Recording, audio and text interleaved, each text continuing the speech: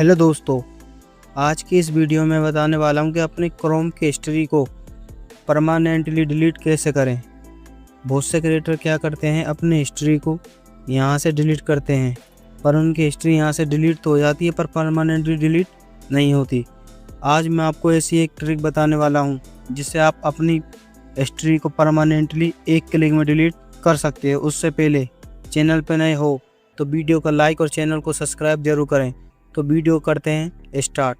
तो सिंपल आपको आ जाना है अपने गूगल पर आने के बाद आपको आना है अपनी प्रोफाइल पर आने के बाद मैनेज योर गूगल अकाउंट पर आना है।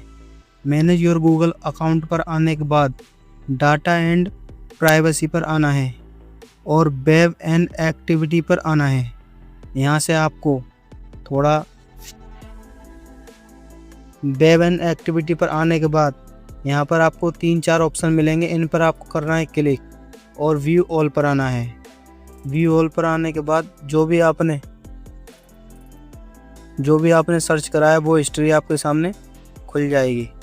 और आपको जाना है डिलीट पर आने के बाद ऑलवेज पर आना है और यहाँ से आपको जो भी आप डिलीट वाले ऑप्शन पर आने के बाद ये आपके सामने बहुत सारे ऑप्शन दे देगा।